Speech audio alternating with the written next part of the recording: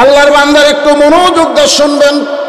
ফাতেমা বলে, স্বামী গো, আমার 3 নম্বর চা হলো আমার লাশটা খাটনিতে তুলবেন না।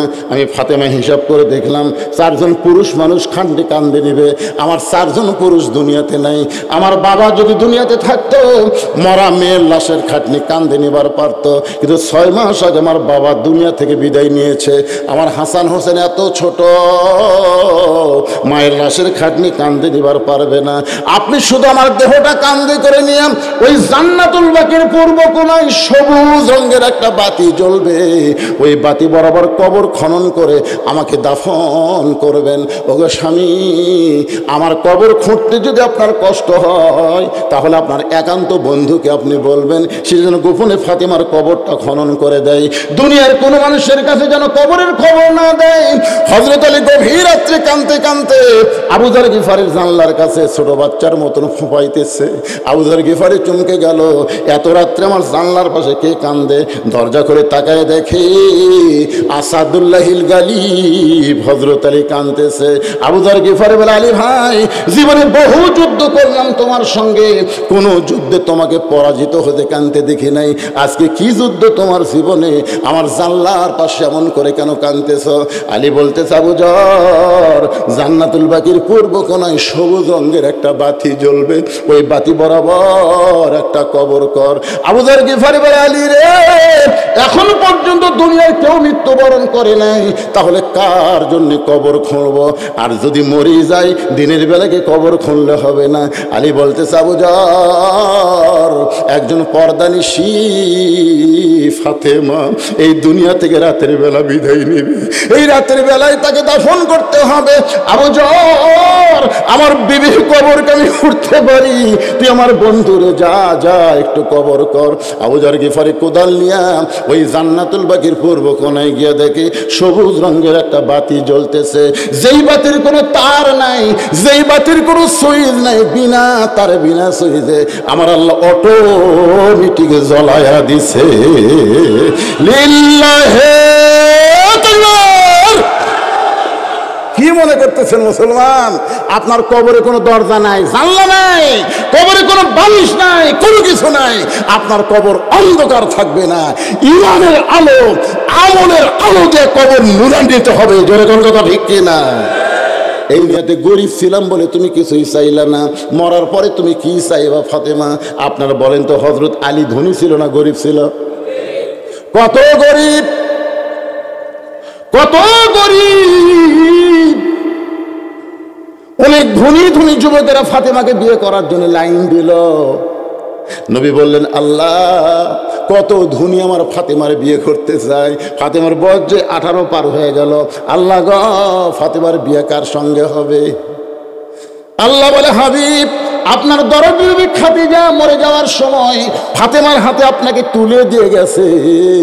খাদিজা বলেছে, ফাতেমা, আমি বিদায় নেওয়ার পর তোর মার দায়িত্ব কে নেবে? ফাতেমা বলেছে, মা, আপনি কোনো টেনশন করবেন না, আমার বাবার দায়িত্ব আমি নিজের হাতে তুলে নিলাম। আল্লাহ বলে, হাবিব রে, আপনার ফাতেমা দায়িত্ব তুলে নিয়েছে হাতে, তার যদি দূরে বিয়ে দেন আপনি কেমনে থাকবেন? আপনার কাছেই একজন যুবকের সঙ্গে বিয়ে দেন। রাসূল বলে, আল্লাহ, আমার কাছে সেই যুবককে? আল্লাহ বলে, সামনে তাকায় দেখেন। নবী তাকায় দেখে হযরত আলী ডায়াস। রাসূল কয়, আল্লাহ, এই তো আমার আপন চাচাতো ভাই। আলী কিন্তু হযরত আল্লাহ নবীর আপন চাচাতো ভাই, আবু তালেবের বেটা। ধরে গেল ঠিক কিনা? আবু তালেবের বেটা হলো 2টা, একটা হলো জাফর আর একটা হলো আলী। আমি আল্লাহ পছন্দ করেছি, আপনার কি আপত্তি আছে?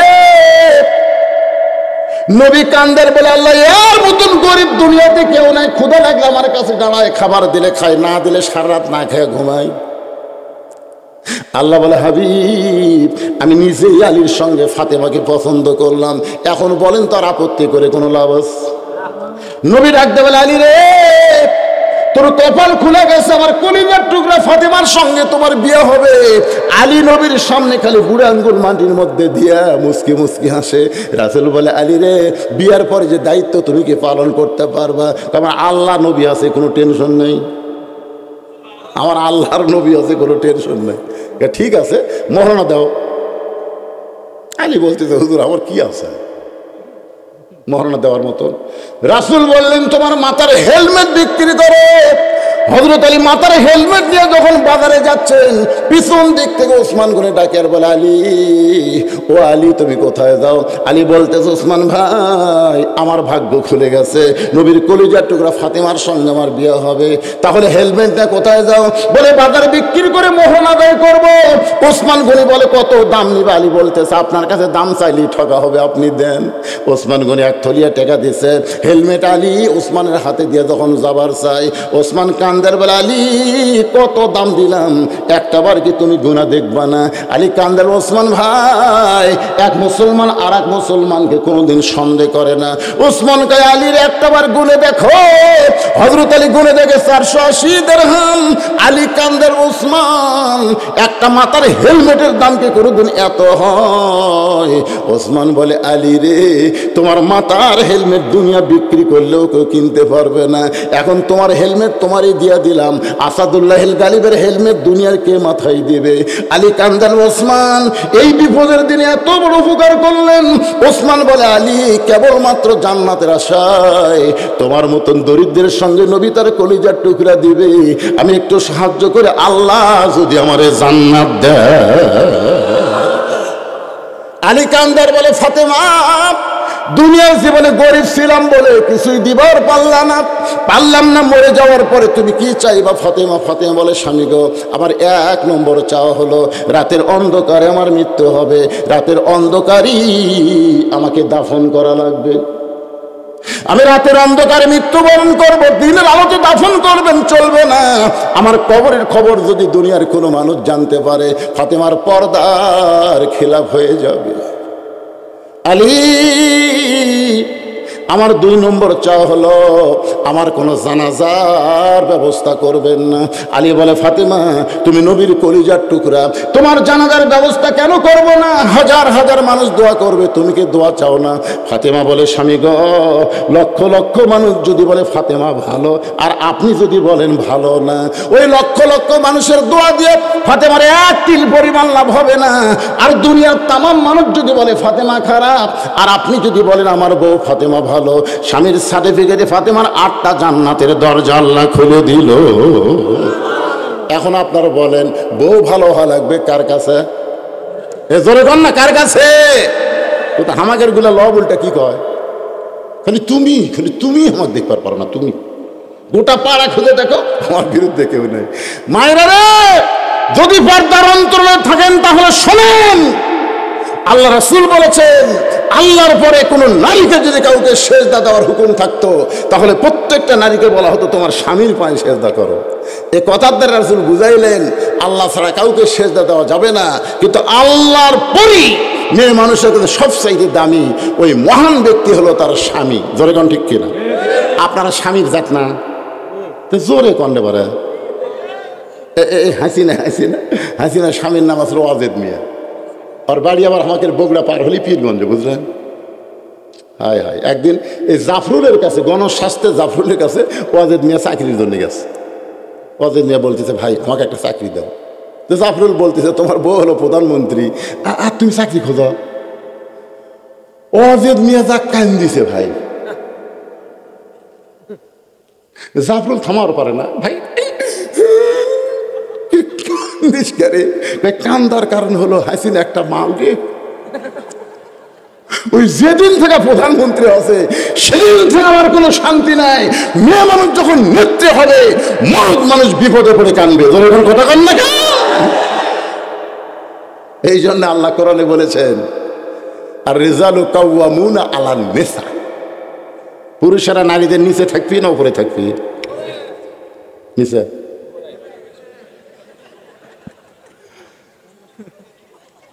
আপনারা বলেন নিচে না উপরে? এটা কি আমার আয়াত না আল্লাহর কোরআনের আয়াত? হ্যাঁ। তো বাংলাদেশের কতগুলো নারীবাদী ওরা ঢাকা ভার্সিটিতে মিছিল করছে, নারী পুরুষের সমান অধিকার, পিছন থেকে ফেলে ছাত্ররা কয় দিতে হবে। আল্লাহ কয় নারীর উপর পুরুষ থাকবে, আর এরা কয় সমান অধিকার দেওয়া লাগবে। আচ্ছা, নারী যদি মা হয়, আপনারা বলেন তো বাপের চাইতে মায়ের অধিকার কম না বেশি? নারী যদি মেয়ে হয়, ছেলের চাইতে মেয়ের অধিকার কম না বেশি?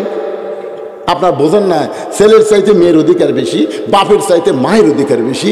কারণ কোনো মরদ মানুষের পায়ের তলে জান্নাত নাই, জান্নাত আছে নারীর পায়ের তলে, সেই নারী যদি মা হয়। যেরকম কথা কন না কেন?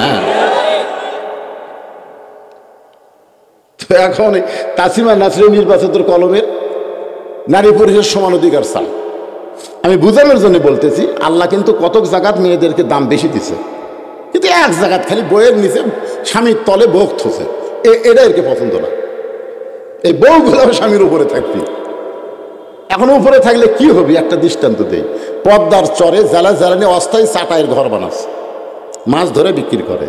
কিন্তু একদিন হঠাৎ উঠছে ঝড়, এত জোরে ঝড় উঠছে বুঝলেন, ধুলাবালি খালি উঠতেছে। এখন জ্বালা স্বামী বলতেছে আমার তো পেশাব লাগলো রে। বউ বলতেছে না, খবরদার দরজা খোলা যাবে না, দরজা খুলে বাইরে ধুলাবালি এসে সব মাকে দেবে। স্বামী বলতেছে তাহলে আমি ঘরের মধ্যে পেশাব করি। বউ কয় তুমি এত বড় মানুষ, ঘরে পেশাব করে থাকা যাবি? স্বামী কয় পেশাব লাগিয়েছে রে, ঝড় তো থামে না। বউ কয় তাহলে একটা কাম করো, আমার কান্দর চলো, ওপরে একটা শুটিং করো, তোমার ওই যন্ত্র বরাবর একটা শুটিং করে ওই শুটিং দিয়ে পেশাব করো। তো এখন এই চাকু নিয়ে ওটা চাটাই কাটা শুটিং করে ওই দিয়ে পেশাব করছে। 1 ঘন্টা হয়, ঝড় থামে না। বউ কয় আমারও তো লাগছিল গো। তো স্বামী বলতেছে শুটিং করাই আছে, নতুন করে করা লাগবে না, আমার কান্দর চলো কাম করো। এবার বউ কান্দর দিছে, বউ শুটিং বরাবর পেশাব করে, পেশাব স্বামীর বুক ভিজা দেয়। স্বামী ছিল এই বউ কোথায় পেশাব করে, পরে কোথায়? বউ করে মরার স্বামী জানো না, সব জায়গার সমান অধিকার চলে না। জোরে কোন কথা ঠিক কি না? সব জায়গার সমান চলবে? আজকে আমাদের বাংলাদেশে শোনেন, শেখ মুজিবুর যতদিন আসলো বাংলার কোনো সমস্যা হয়নি।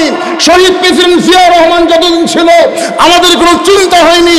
এরশাদ চাচা খারাপ হলো 9 বছর ভালোই দেশ চলেছে। যেরকম কথা ঠিক কিনা? তারপরে এই যে মেয়ে মানুষের শুরু হতে ভাই, আমাদের কলিজার মধ্যে আর শান্তি নেই। যেরকম কথা কন না।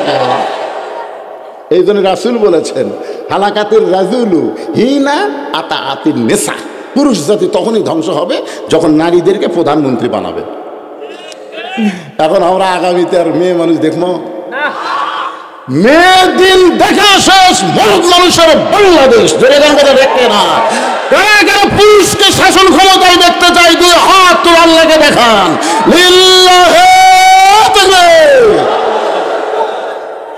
সুবহানাল্লাহ, কলিজা ভরে গেছে ভাই। রাত 1:30 বাজতেছে, আপনাকে চেহারা থেকে মনে হচ্ছে কেবল 8টা বাজল। এই বুড়ার ওয়াজ ভালো লাগতেছে?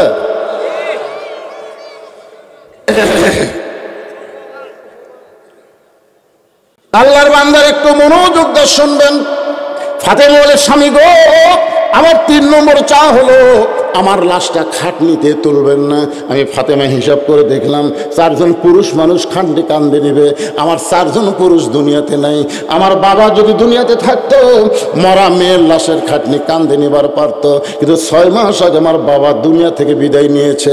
আমার হাসান হোসেন এত ছোট, মায়ের লাশের খাটনি কান্দে নেবার পারবে না। আপনি শুধু আমার দেহটা কান্দে করে নিয়ে ওই জান্নাতুল বাকির পূর্ব কোণায় সবুজ রঙের একটা বাতি জ্বলবে, ওই বাতি বরাবর কবর খনন করে আমাকে দাফন করবেন। ওগো স্বামী, আমার কবর খুঁড়তে যদি আপনার কষ্ট হয় তাহলে আপনার একান্ত বন্ধুকে আপনি বলবেন সে যেন গোপনে ফাতেমার কবরটা খনন করে দেয়। দুনিয়ার কোনো মানুষের কাছে যেন কবরের খবর না দেয়। হযরত আলী গভীর রাত্রে কাঁদতে কাঁদতে আবু যর গিফারির জানলার কাছে ছোট বাচ্চার মতন ফুঁপাইতেছে। আবু যর গিফারি চমকে গেল, এত রাত্রে আমার জানলার পাশে কে কান্দে? দরজা করে তাকায় দেখে আসাদুল্লাহিল গালিব হযরত আলী কাঁদতেছে। আবু যর গিফারি বলে, আলী ভাই, জীবনে বহু যুদ্ধ করলাম তোমার সঙ্গে, কোনো যুদ্ধে তোমাকে পরাজিত হতে কাঁদতে দেখি নাই। আজকে কি যুদ্ধ তোমার জীবনে? আমার জানলার পাশে এমন করে কেন কাঁদতেছ? আলী বলতেছে, আবু যর, জান্নাতুল বাকির পূর্ব কোণায় সবুজ রঙের একটা বাতি জ্বলবে, ওই বাতি বরাবর একটা কবর কর। আবু যার গিফারি বলে, আলী রে, এখন পর্যন্ত দুনিয়ায় কেউ মৃত্যুবরণ করে নাই, তাহলে কার জন্য কবর খুঁড়ব? আর যদি মরে যাই দিনের বেলাকে কবর খুঁড়লে হবে না। আলী বলতেছে, আবু যার, একজন পর্দানিশী ফাতেমা এই দুনিয়া থেকে রাতের বেলা বিদায় নেবে, এই রাতের বেলায় তাকে দাফন করতে হবে। আবু যার, আমার বিবির কবরকে আমি উঠতে পারি, তুই আমার বন্ধুরে যা যা একটু কবর কর। আবু যার গিফারি কোদাল নিয়ে ওই জান্নাতুল বাকির পূর্ব কোণায় গিয়ে দেখে সবুজ রঙের একটা বাতি জ্বলতেছে, যেই বাতির কোনো তার নাই, যেই বাতির কোনো সুইচ নাই, বিনা তারে বিনা সুইচে আমার আল্লাহ অটোমেটিক জ্বলায়া দিছে। লিল্লাহে তাকবীর। কি মনে করতেছেন মুসলমান? আপনার কবরে কোনো দরজা নাই, জানলা নাই, কবরে কোনো বালিশ নাই, কোনো কিছু নাই। আপনার কবর অন্ধকার থাকবে না, ইমানের আলো, আমলের আলো দিয়ে কবর নুরান্বিত হবে। জোরে কোন কথা ঠিক কিনা? এই জন্য গায়ক বলেছেন, কিন্তু যেদিন ডাক পড়িবে কবর মাঝে যাইতে, জোগাড় কিছু করছো বন্ধু তার মাঝে বিছাইতে। আবু যার গিফারি দেখে ওই যে বাতি, সবুজ রঙের বাতির আলো গোলাকার হয়ে পড়েনি, গোলাকার আলোটা কি হয়ে পড়ে? গোলাকার, কিন্তু আলো চার কোণা হয়ে পড়ছে। কি কোণা? আবু যার গিফারি চমকে গেল, এই আলো কে জ্বলাইলো? কোথা থেকে আলো আসলো? আলো চার কোণা দেখে চার কোণার মধ্যে কোদাল দিয়ে কবর খনন শুরু হয়ে গেল। কবর খুঁড়তে খুঁড়তে আবু যার গিফারি আবেগে, একটা হলো বিবেক, একটা হলো আবেগ। বাংলাদেশের মানুষ আবেগেই বেশি চলে, আবেগ। ডক্টর ইউনূস আসার পর থেকেই সব আবেগে চলা শুরু হচ্ছে। কে রে পাগলা, 15.5 বছরের জঞ্জাল এই 3 মাসে সাইজ করবে। আপনি জানেন এই মাসে, এই গত সপ্তাহে $5 বিলিয়ন রিজার্ভ ফান্ডে হাত দেয়নি। রিজার্ভ ফান্ডে হাত না দিয়ে $5 বিলিয়ন ঋণ পরিশোধ করছে ইউনূস সরকার। এরপরে সুবহানাল্লাহ যদি না কন, আপনারা হিংসুক বাড়ে, আপনারা হিংসুক রে।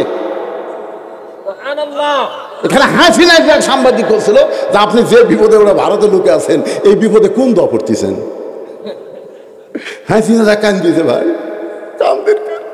বলবার গেলে খেলার নাম মনে হয়। আপনারা বলেন তো বিপদের দোয়ার নাম কি? আর সেই দোয়া আমাকে সিয়ারত বসে আছে, তারপর আপনাকে কি আবেগ দিয়ে কথা বললে হবে না, বিবেক দিয়ে কথা বলতে হবে। সব কিছু আমাদের ঋণের বোঝা মাথার চাপে দিয়ে সব টাকা বিদেশে পাচার করছে। জোরে কোন কথা ঠিক কিনা? তারপরেও যে দেশ চলতেছে রে ভাই রে,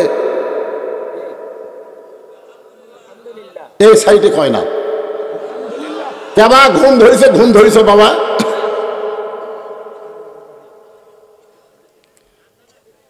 আবেগ আর বিবেক। আবু যার গিফারি আবেগে বলতেছে, খবরদার বেয়াদবি করবি না, তোর মধ্যে এমন একজন মহিষী নারীকে দাফন করা হবে। কবর তুই কি বলতে পারিস? দিনের বেলা কবর না খুঁড়ে রাতের বেলা কেন কবর খুঁড়তে আইছি? তুই কি জানিস খবর? আজকে তোর মধ্যে যাকে দাফন করা হবে, আল্লাহর নবীর মেয়ে হওয়ার পরেও নবী তাকে মা বলে সম্মান করেছে। আপনারা বলেন তো, ফাতেমা নবীর কে হয়? মেয়ে, কিন্তু নবী কিন্তু মা মা করেছে। একদিন মা আয়েশা বলল, হুজুর এই ফাতেমাকে আপনি মা মা করেন, এমনভাবে কম, মনে হয় আপনার মাও। রাসূল বলে, আয়েশা তুমি কি মনে করো? তুমি আর খাদিজা দেখছে? আয়েশা কয়, না হুজুর দেখিনি। খালি খাদিজা যদি বেঁচে থাকতো তোর মতন বউ আমি বিয়ে করতাম না রে। সুবহানাল্লাহ না? হ্যাঁ, মা খাদিজা যতদিন জীবিত ছিল, ফাতেমার মা খাদিজা যতদিন জীবিত ছিল, ততদিন রাসূল দ্বিতীয় কোনো বিয়ে করেনি। তায়েফের ময়দান থেকে আমি যখন রক্তমাখা শরীর নিয়ে ফিরে আসলাম, আয়েশা তুমি জানো সেই বছর আমার চাচা আবু তালেব মারা গেছে, আমার খাদিজাও মারা গেছে। রক্তমাখা শরীর নিয়ে যখন ঘরে আসলাম, ঘরের মধ্যে আমার 3টা মেয়ে একসাথে ঢুকলো, রোকেয়া, জয়নাব আর কুলসুম। ওরা ঢুকা বলতেছে, আব্বা আপনি তায়েফে না গেলেই ভালো করতেন। এই যে তায়েফে গেলেন, এত মার মারলো, এই কষ্ট আপনি কেমনে সহ্য করবেন? এই যে আপনার গোটা দেহতে রক্ত বের হয়ে চামড়া কাটা এখন রক্ত বের হচ্ছে, এই কষ্টটা কেমনে সহ্য করবেন? রাসূল বলে, আয়েশা তিনটা মেয়ের মতন কথা বলে যখন ঘর থেকে বাইরে যায়, এমন সময় আমার ফাতেমা ঘরের মধ্যে ঢুকে দরজা বন্ধ করে দেয়। আমি তখন বললাম, ফাতেমা তুই দরজা কেন বন্ধ করলি মা? ফাতেমা বলে, বাবা আপনার মাধ্যমে আমি আল্লাহকে কিছু বলতে চাই, আপনার মাধ্যমে আল্লাহরে কিছু বলতে চাই। রাসূল বলে, ফাতেমা কি বলবি? ফাতেমা বলতেছে, বাবা আমার আল্লাহর বাপ নাই মাও নাই, আর জন্মের আগে আপনি বাপ হারাইছেন, 6 বছর বয়স আপনার মা মারা গেছে। বাবা গো, আল্লাহ শুধু আমি বলতে চাই, আল্লাহ আপনার বাবা যদি কলেমার দাওয়াত নিয়ে তাইফে যাইতো, আর তাইফবাসী যদি আপনার বাবাকে পাথর মারতো, তাহলে বলেন তো আল্লাহ আপনার কেমন লাগতো? আপনার কাজ আমার বাবা করতে গেছে তাইফে, আপনি ইব্রাহিমের জন্য শান্তির বাগান করে দিতে পারেন নমরুদের আগুনকে, আপনি মুসার জন্য সাগরকে রাস্তা বানাই দিবার পারেন আল্লাহ, আর আমার এতিম বাবার জন্য আপনি তাইফের পাথর কেন তুলা বানাবার পারলেন না? আমার বাবার কেউ নাই আল্লাহ, আমার বাবার কেউ নাই। এই বলে ফাতেমা যখন কাঁদতেছে, নবী বলে, আয়েশা রে আমি মনে করলাম মনে হয় আমার ফাতেমা আর বাঁচবে না।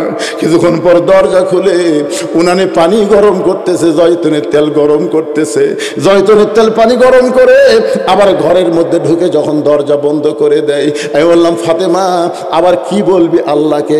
ফাতেমা বলতেছে, বাবা সন্তান যখন বড় হয় তখন গোসল করাবার গেলে দরজা বন্ধ করতে হয়। বাবা এত পাথর মারছে আপনার শরীরে, গোটা দেহ ঘা হয়ে গেছে, এই শরীরটা আমি পরিষ্কার করে দিবার চাই। রাসূল বলে, আয়েশা রে ফাতেমা আমার মাথাটা তার উরাতের উপরে শোয়া দিয়া আমার দেহের কাপড় খুলে যত জায়গায় তাইফবাসী পাথর মারছে প্রত্যেকটা জায়গার উপরে গরম পানির মতো পানির মধ্যে নরম কাপড় চুপড়াইয়া আমার গোটা দেহ পরিষ্কার করে ওই ফাতেমার নরম আঙ্গুলের মধ্যে জয়তুনের গরম তেল নিয়ে আমার ক্ষতস্থানে যখন মালিশ করে দেয়, আমি নবী কখন যেন ঘুমায় গেছি, ওই ঘুমের ঘরে স্বপ্নে দেখি আমার মা আমিনা আমার শিয়রের পাশে সে কাঁদতেছে। এত বছর পরে মাকে দেখা আমি আর নবী নাই আয়েশা, আমি একটা এতিম হইয়া মাকে যখন ধরবার চাই, আমার মা বলে আমি আর থাকবো না। আমি খপ করে মার হাতটা চাইবা ধরে বলি, মা আইছেন যখন আর আপনাকে যাবার দেব না। সঙ্গে সঙ্গে ফাতেমা আমার কপালে চুমা খায়, ফাতেমার চোখের পানিতে আমার ঘুমটা ভাঙে যায়।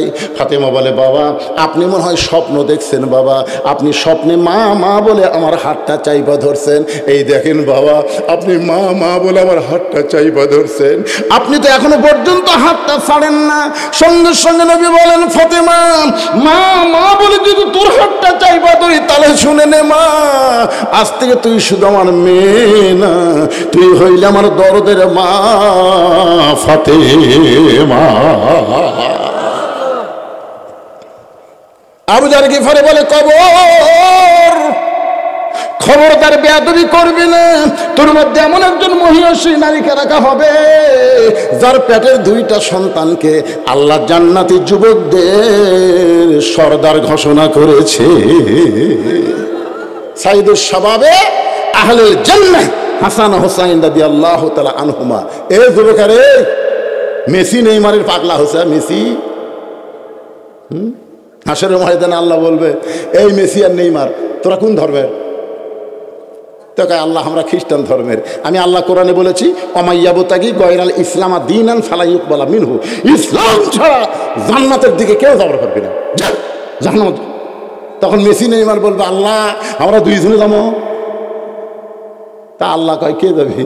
রাসূল কইছে, মান তাশাব্বা বিকওমিন ফাহুয়া মিনহুম, যারা আমাকে মহব্বত করে রাত 3টা পর্যন্ত খেলা দেখছে আর ফজরের সময় ঘুম পাড়ছে, ওই শালাকর ছাড়া আমরা যাবো? আল্লাহ খোঁজ করে দেখবি এই সংখ্যা বাংলাদেশিতে বেশি। মেসি বাংলাদেশ চিনি না, জানেন? মেসি বাংলাদেশ চিনি না, আর মেসির জার্সি কাগজ দিয়ে জুম্মা নামাজ পড়বার গেছে। ওই বললাম, কে রে ভাই কার জার্সি? মনে নাই হুজুর। কে আজকে জুম্মার দিন তা তো মনে নাই। তাই আমি যুবকদেরকে বলি, বাজান, যেই দুইজন যুবক জান্নাতের সর্দার হবে তাদের আদর্শ গ্রহণ করো। মেসি নেইমারকে কলিজা থেকে ডিলিট করে দাও। ধরে কোন কথা ঠিক কি না? কবর খবরদার বেয়াদবি করবি না। এই বলে বুঝার গিফারে কোদাল মারতেছে, কিছুক্ষণ পরে কবর রে, তুই কি জানিস রে কবর, আসাদুল্লাহিল গালিবের আলীর স্ত্রী ফাতেমাকে আজকে দাফন করা হবে। এ খবর কবর, তুই বেয়াদবি করিস না। এই বলে আবার যখন কোদাল মারতে চায়, সঙ্গে সঙ্গে কবরের ভিতর থেকে আওয়াজ আসতেছে, আবু জর, এই কবরে কে আসবে, কার মা, কার মেয়ে, কার বিবি, এইটা কবর দেখবে না। আমল যদি ভালো হয় কবর জান্নাতের বাগান হয়ে যাবে, আর আমল যদি খবর খারাপ হয় কবর জাহান্নামের গর্ত হবে। এটা কিন্তু, এই কথাটা কিন্তু ফাতেমার জন্য বলা হয়নি, এই কথাটা কিন্তু ফাতেমার জন্য বলা হয়নি, এই কথা বলা হয়েছে আমাকে জন্য। কথা কান কার জন্যে? তাহলে এখন বলেন তো, যে কোনো সময় আমাদের মৃত্যু হবে, যে কোনো সময় যদি মৃত্যু হয় তাহলে আমাদের অবস্থাটা কি হবে? কি বিরক্ত হচ্ছেন? খলিফা হারুনের দরবারে মাঝে মধ্যে একটা পাগল আসতো, পাগলের নাম হলো বাহালুল পাগল। ধরে কোন কি পাগল? কখনো হাসতো, কখনো কাঁদতো। উজির নাজির মন্ত্রীরা বিরক্ত হয়ে বললেন, যাবো না, এই পাগল মাঝে মধ্যে হাসে কান্দে, এক দরবার থেকে বের করতেন তো। এই দরবারে সুনাম নষ্ট করলো। খলিফা হারুন দেখতেছে পাগলকে তার মারা পিঠে বের করে দেবে না। বললো, বাহালুল ভাই একটু আসো তো। বাহালুল ভাই শুনে খুশি হয়ে বলতেছে, যাবো না, কি বলেন? বলে, একটা কাজ তোমাকে দিব, কাজটা করবা? পাগল বলে, আমার কি কাজ দিবেন? বলে, এই যে লাঠি আছে আমার, এই লাঠিটা তোমার চাইতো বোকা যদি কেউ থাকে দুনিয়ায়, তাকে লাঠিটা দিয়ে দিয়ে দাও। তোমার চাইতো বোকা যদি কেউ থাকে। বাহালুল পাগল লাঠি নিয়ে হাসতে হাসতে চলে গেছে। 2-4 বছর আর আসেনি। উজির নাজির মন্ত্রীরা বলতে, যাবো না, পাগলকে আপনি কি শিখালেন? পাগল যে এই যে গেছে আর ফিরে আসে না, আসলে আসে না। খলিফা হারুন যখন দুর্বল হয়ে মৃত্যুর বিছানায়, ঠিক ওই সময় পাগল লাঠি নিয়ে হাজির। খলিফা হারুন কয়, কে রে, তোমার সাথে বোকা মানুষ এখনো পাওনি, লাঠি তোমার হাতের মধ্যেই। পাগল বলতেছে, আজকে মনে হয় পাওয়া যাবে। খলিফা হারুন কয়, তুই আর আমি ছাড়া ঘর কেউ নাই, আজকে কেমনে পাবি? বাহালুর পাগল বলে, যাবো না, আপনি বর্তমানে যেখানে অসুস্থ হয়ে পড়ে আছে এই জায়গার নাম হলো বাগদাদ। এখান থেকে যদি 10 দিনের সফরে মক্কায় যান, আপনি বলেন তো কেমনে যাবেন? খলিফা হারুন বলে, বাহালুল, বাগদাদ হলো আমার চীনা, মক্কা হলো আমার অচেনা। চীনা শহর থেকে অচেনা শহরে যদি যাই তাহলে মাল সামানা জোগাড় করে যাওয়া লাগবে, ওই মক্কাত গিয়ে যেন আমার বিপদ না হয়। বাহালুল পাগল বলে, যাবো না, দুনিয়ার একটা শহর থেকে একটা শহরে যদি মাল সামানা জোগাড় করে রওনা দেন, এখনই যদি আপনার মৃত্যু হয়, মৃত্যুর উপরে আখিরাতের বিশাল একটা জগতে আপনি পাড়ি দিবেন।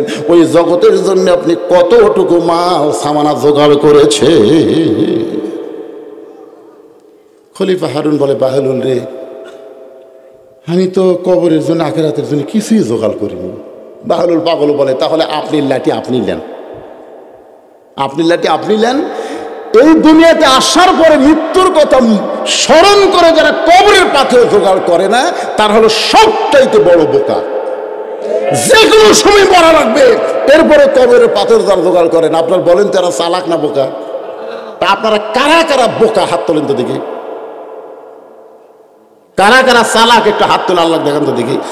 এই যারা তুলবি না আল্লাহ তাকে বোকা বানিয়ে দেওয়া, হাত তোলেন না কেন? হাত নামান। কবরের পাথর জোগাড় করে আমরা যাবার চাই। ভাইজান, আমার ওয়াজ কিন্তু শেষ পর্যন্ত আপনাদের শোনাবো, আমি ওয়াজ ছুঁয়া যাওয়ার বান্ধা না। এখানে একটা মহকা বুঝে আপনাদের কাছে বলতেছি, যাদের বাপ মা কবরে গেছে, আল্লাহ ওয়াজ আতাদান কেউ না ওঠে, যারা দিবেন না বসে থাকবেন। যাদের বাপ মা কবরে গেছে, বাপ মা রুহের মাগফিরাতে এই মাদ্রাসায় একটা কোরআন শরীফ দেওয়া লাগবে। এই মাদ্রাসায় একটা কোরআন শরীফ দেওয়া লাগবে।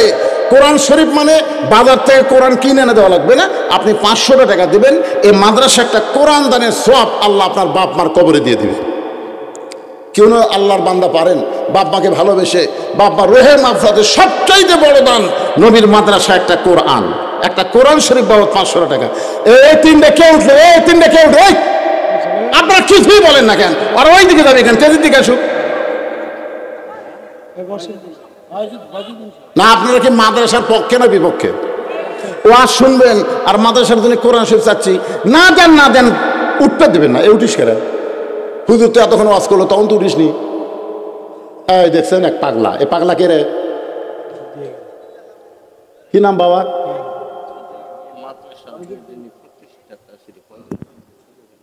কে হয় ওনার, কে হয়? বাবা মাদ্রাসার প্রতিষ্ঠাতা কবরে গেছে, রুহের মাত্রাতে ছেলে কোরআন শরীফ বাবদ 500 টাকা দান করেছে। আল্লাহ এই 500 টাকা দান করার কে যেন বলে, আলী রে আমার ফাতেমা পর্দা নিশি, আমি আল্লাহ জোহরা ডিগ্রি দিয়া ফাতেমার কবরটাকে কিয়ামত পর্যন্ত পর্দা করে দিয়েছি। আমার মায়েরা শোনেন, অকর্ণা ফি বুয়ুতিকুন্না ওয়ালা তাবাররুজনা তাবাররুজাল জাহিলিয়াতিল উলা। রে মেয়েরা, তোমরা পর্দার মধ্যে থাকো। মেয়েদের পর্দা যদি না থাকে, যত ইবাদত করুক, একটা ইবাদত আল্লাহর দরবারে কবুল হবে। তাহলে পুরুষের জন্য 1 নম্বরের নাম কি? জোরে কন। আর মেয়েদের জন্য 1 নম্বর হলো পর্দা। এরপর আসতেছে ওয়াতাওয়াসাউ বিল হক। হক কথা বলা লাগবে, হক পথে চলতে হবে। হক কথা এবং হক পথে চলার কারণেই কিন্তু 15.5 বছরের ফ্যাসিস্ট হাসিনা বিদায় দিয়েছে। জোরে কোন কথা, কথা বলেন না কেন? আপনারা জানেন আবু সাইদকে যখন গুলি করছে, ওই দৃশ্য আপনারা দেখছেন। ওই ভিডিওটাই কিন্তু ডক্টর ইউনূস এর জাতিসংঘ পর্যন্ত নিয়ে গেছে। প্রথম যখন গুলি করলেই ভাবে মার, প্রথম গুলি লাগছে। আপনারা বলেন তো, আবু সাইদের মুখ থেকে ও মারে বাবারে, বাবারে কোনো শব্দ শুনছেন? ওই কিন্তু তখনও ডানে আছে, আবার গুলি করছে, আবার ডানে আছে। তৃতীয় গুলি যখন খুললো, তখন 2 ধাপ পিছনে আইছে, কিন্তু পড়েনি। দেখছেন, আর গুলি করতেছে সারা গুলি, তারপরও বসে না, ও মারে বাবারেও কয় না। তখন বন্ধু বান্ধব যে করা ছিল, আয়সা ওকে যেই ধরছে তখনই টোলা পড়ছে। কি বুঝলেন? তখনই টোলা পড়ছে। এখান থেকে কি বুঝলেন আপনারা? এখান থেকে কি শিক্ষা নিলেন? আল্লাহ রাস্তায় যাদের জীবন যায় তাদের কোনো কষ্ট হয়? যেরকম তাদের কোনো কষ্ট হয়, এটা দেখে তারপর থেকে গোটা বাংলাদেশ গর্জে উঠছে। বাংলাদেশ একেবারে এমনভাবে গর্জে উঠলো, আর থামানো গেল না। পুলিশের আইজি পর্যন্ত স্বরাষ্ট্রমন্ত্রীকে বলতেছে, দেখেন স্যার, দেখেন ভিডিও দেখাচ্ছে, দেখেন গুলি করি, একজন পড়ে, ওটা আরো 2 জন খাড়া হয়, ফাঁক হয় না, ভয় দৌড় দেয় না। আমরা কি করবো? এর মানে কি বুঝতেছেন? ওয়াতাওয়াসাউ হক।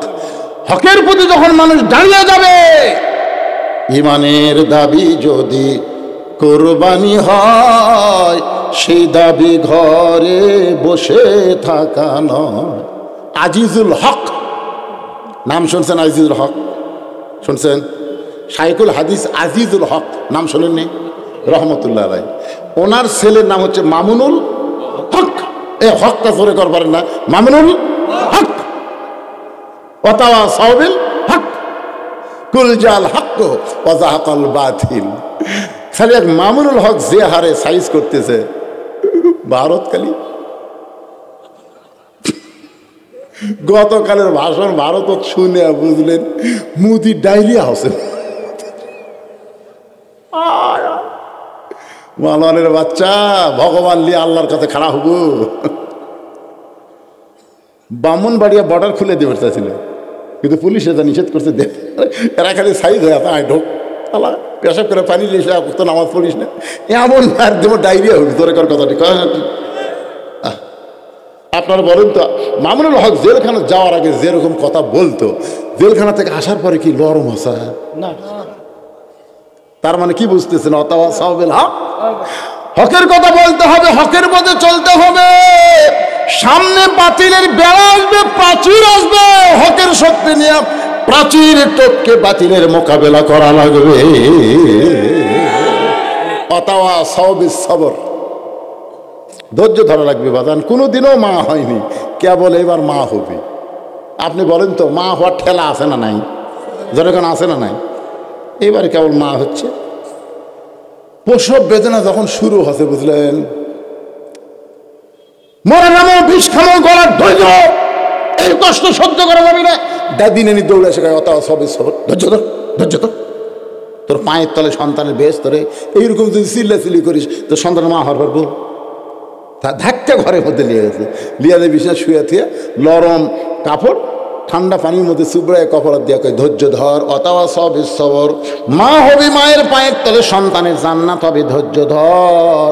নানা রকম কথা শুনে উপস্থিত ধৈর্য ধরাইছে, ধাই মাখের টানতিছে, প্রসব বেদনায় কপাল ঘেমে যাচ্ছে, চোখে পানি পড়তেছে, কিন্তু অতাওয়া সব সবর ধৈর্য ধরার কারণে চিৎকার করতেছে না, খালি দাঁতের উপর দাঁত দেই করতেছে। এমন সময় ধাইমা ধরে টান মারছে, বাচ্চা ম্যা ম্যা বলে কাঁদতেছে, মা বেহুশ হয়ে গেছে। মা কি হয়ে গেছে? বাচ্চার গোসল করে মায়ের বুকে যখন দেয়, ওই শরীরের পরশে মা হুঁশ ফেরা পায়।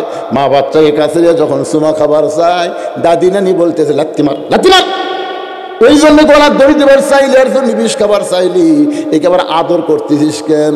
মা বলে দাদি, কষ্টের পরে এমন শান্তি, ধৈর্য ধারণের পরে এমন শান্তি হবে, এমন নিয়ামত পাওয়া যাবে, আগে বুঝবার পারি নাই।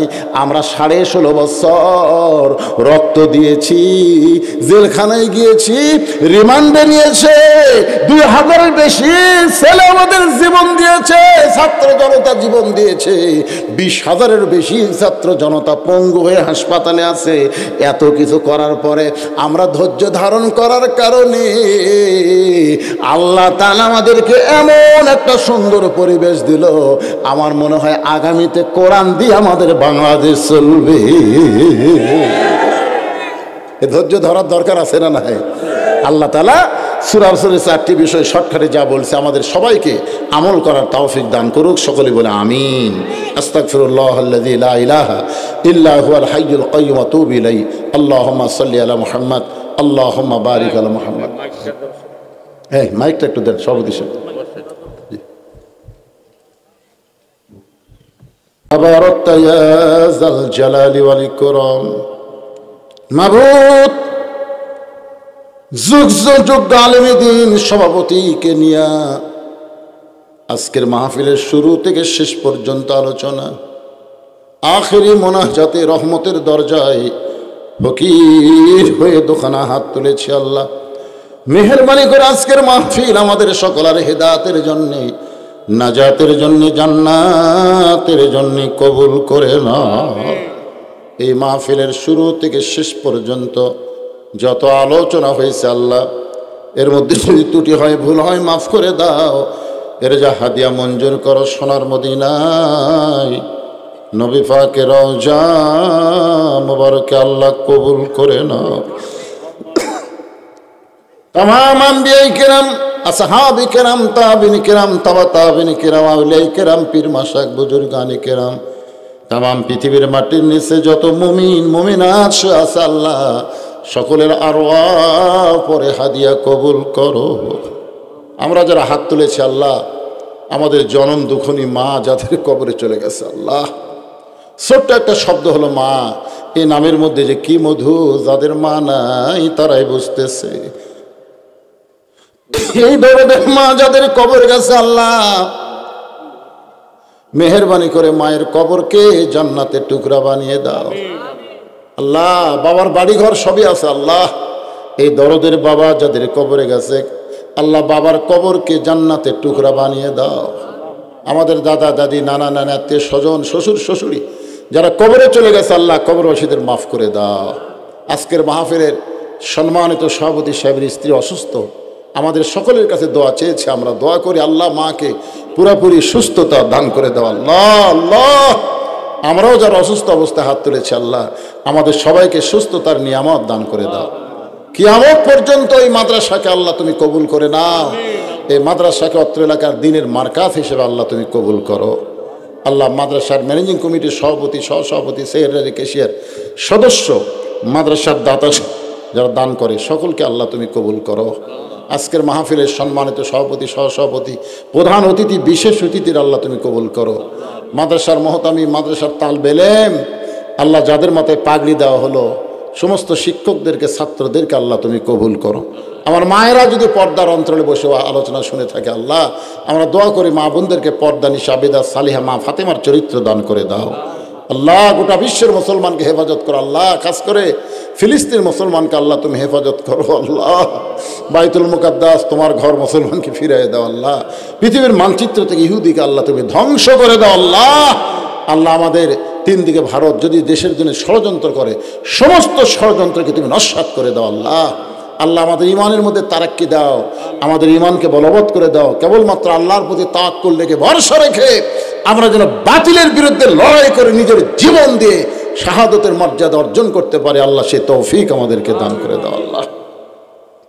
সুবহান রাব্বিকা রাব্বিল ইজ্জাতি আম্মা ইয়াসিফুন ওয়া সালামুন আলাল মুরসালিন আলহামদুলিল্লাহি রাব্বিল আলামিন। ওয়াজাল আখিরাতি কালিমাতুন ইনদাল মাউতি। সকলে পড়েন লা ইলাহা ইল্লাল্লাহু মুহাম্মাদুর রাসূলুল্লাহ সাল্লাল্লাহু আলাইহি সাল্লাম। আসসালাম।